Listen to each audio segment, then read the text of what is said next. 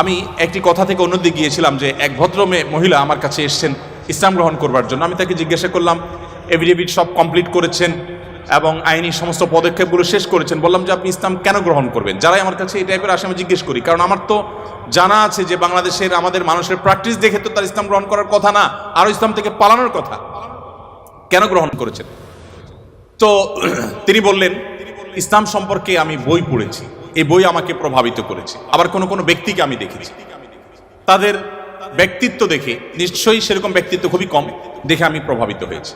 গোটা পৃথিবীতে আপনারা বিশেষ করে পশ্চিমা দুনিয়ার খবর রাখবেন নিশ্চয়ই, সেখানে প্রতিদিন ইসলামে আসা মানুষের সংখ্যা বেড়ে চলেছে এবং পুরুষদের চাইতে মেয়েদের মধ্যে ইসলাম গ্রহণের সংখ্যা অনেক বেশি, প্রবণতা অনেক বেশি। কেন?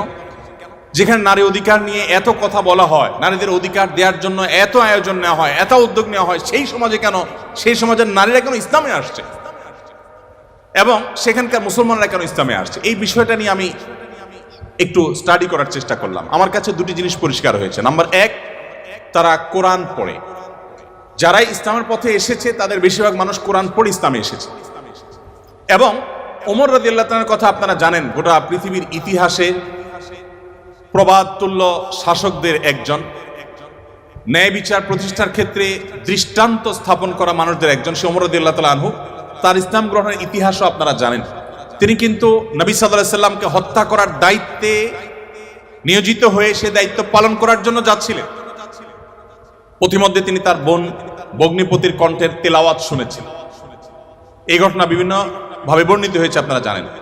সেই তেলাওয়াত তাকে এতটা প্রভাবিত করেছে যে তিনি হত্যার পরিবর্তে বরং মুহাম্মদ সাল্লাল্লাহু আলাইহি সাল্লামের কাছে হাত দিয়ে তার হাতে ইসলাম গ্রহণ করেছেন। তার মানে কোরআন সামান্য একটু শোনার পর তার ভিতরে এরকম প্রভাব পড়েছে।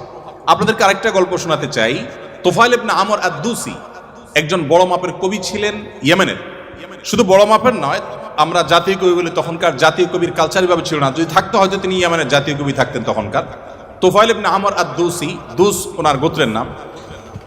উনি যেহেতু বড় সাহিত্যিক এবং কবি ছিলেন এবং সেই সময়ে কবি সাহিত্যিকদের অনেক কদর ছিল, বড় বড় রাজদরবারগুলোতে কবি সাহিত্যিকদেরই পদচারণা সবচেয়ে বেশি ছিল এবং সবচেয়ে বড় পুরস্কারগুলো তারাই জিততেন।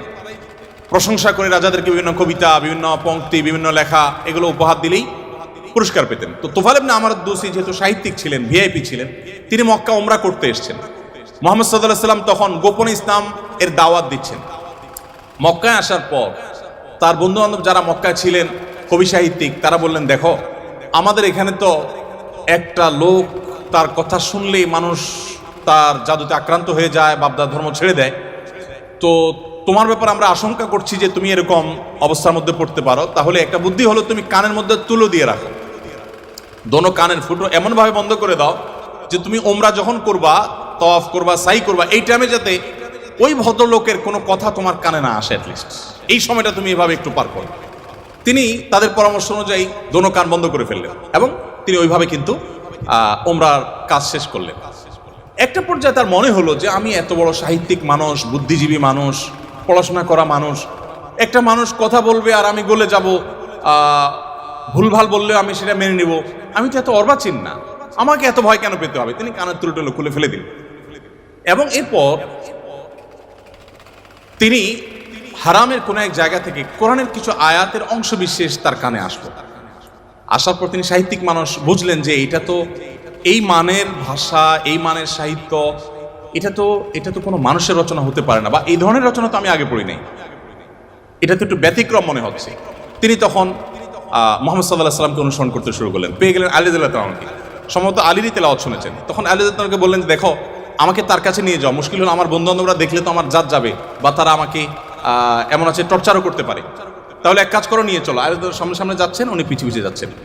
যে পরে তিনি ইসলাম গ্রহণ করলেন এবং তিনি অনেক টর্চারের মুখোমুখি হলেন। তার মাধ্যমে ইয়েমেনে ইসলাম ঢুকে প্রথম ব্যক্তি ইয়েমেন থেকে ইসলাম গ্রহণ করা। আমি আপনাকে 50টা ঘটনা শোনাতে পারবো যে মানুষগুলো ইসলাম গ্রহণ করেছেন শুধুমাত্র কোরআন স্টাডি করে, কোরআন পড়ে। আমি আপনাদেরকে আজকে আহ্বান করে যেতে চাই, বাই চান্স মুসলমান আমরা যারা আছি, আমরা একটু ইসলামটাকে বোঝার চেষ্টা করি, আমরা ইসলামটা একটু জানার চেষ্টা করি। আমরা অনেকে মনে করি কোরআন হাদিস এগুলো হুজুরদের সাবজেক্ট, এগুলো শুধু ওনারা পড়বেন, আমরা শুধুমাত্র হুজুরদের মুখের দিকে তাকিয়ে থাকবো আর শুনবো। আপনি সেই ধর্মের অনুসারী যে ধর্মের প্রথম নির্দেশ কিন্তু নামাজ পড়া নয়, যে ধর্মের প্রথম নির্দেশ কিন্তু রোজা রাখা নয়, যে ধর্মের প্রথম নির্দেশ হলো ইকরা, তুমি পড়ো। আপনি সেই ধর্মের মানুষ যেই ধর্মে আপনাকে জ্ঞান ভিত্তিক দিন আপনাকে গ্রহণ করতে বলা হয়েছে। আল্লাহ সুবহানাহু ওয়া তাআলা কোরআনে বলেছেন ফাআলাম আন্নাহু লা ইলাহা ইল্লাহ। ইমাম বুখারী রাহমাতুল্লাহ আলাইহি কোরআনের পর সবচেয়ে বড় বিশুদ্ধতম আপনার ব্যাখ্যা গ্রন্থ,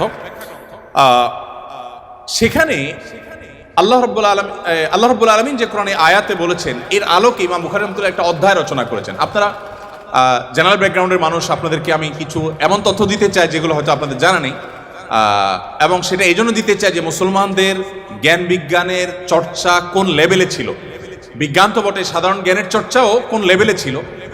ইমাম বুখারী রাহমাতুল্লাহর যে বুখারী শরীফের কথা আপনারা শুনেন, এই বুখারী শরীফ এটার যে শুধু ইয়েগুলো আছে, টাইটেলগুলো আছে, অধ্যায় এবং পরিচ্ছদের যে শিরোনামগুলো আছে, শুধু এই শিরোনামগুলোর ব্যাখ্যায় ভারতবর্ষের লেখক আছে, সারা ওয়ার্ল্ডের অন্যান্যগুলো বাদই দিলাম।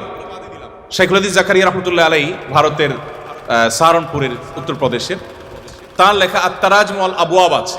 আপনার এই টেবিলের এই মাথা থেকে মাথা পর্যন্ত হয়ে যাবে সবগুলো ভলিউম রাখলে।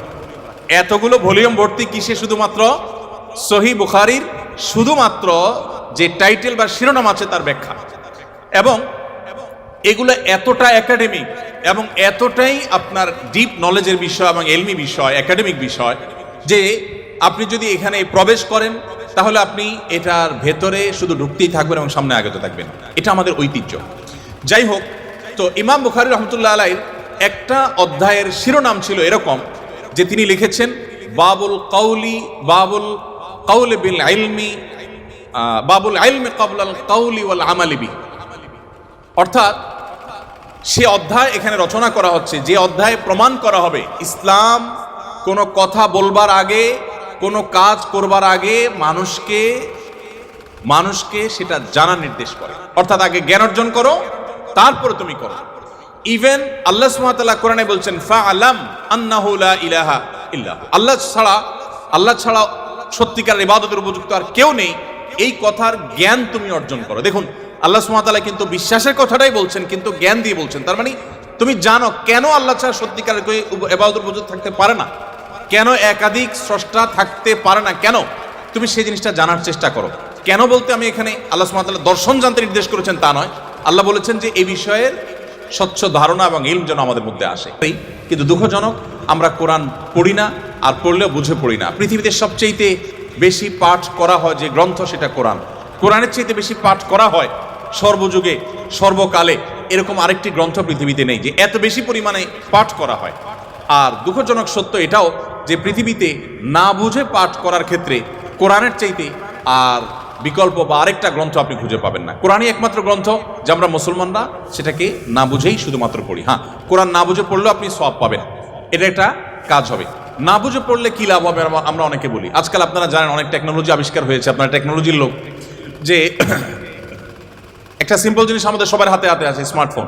আমরা যদি বলি হাই শ্রী কল অমুক, সাথে সাথে কিন্তু আপনার কোনো টিপাটিপি ছাড়াই সেই অমুককে কল করবে, মোবাইল করবে না ডিভাইস। এখন তো আপনার আপনি কোনো রুমে বসে বলছেন যে গরম লাগছে, এসিটা অন হয়ে যাবে। আপনি জাস্ট বললেন, নির্দিষ্ট শব্দ উচ্চারণ করলেন যে আপনার কাছে গরম লাগছে, এসিটা অন হয়ে যাবে। আপনি বললেন যে না এখন শীত লাগছে, তো এসিটা কমে যাবে, বন্ধ হয়ে যাবে। টেকনোলজি এই পর্যন্ত চলে গেছে যা আপনি বলছেন সেটা সে ক্যাচ করছে এবং সেই অনুযায়ী কাজ করছে।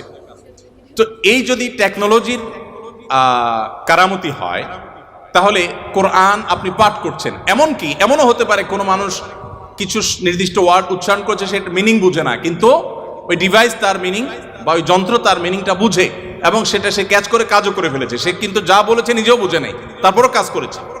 কোরআন তেলাওয়াত করে ফু দিলে অনেক অসুখ, অনেক দুঃখ, অনেক কষ্ট, মানুষের শারীরিক অনেক কষ্ট লাঘব হয়। কিভাবে হয়? আপনি যদি এটা নিয়ে বৈজ্ঞানিক গবেষণায় নামেন তো আপনি কোনো সূত্র হয়তো খুঁজে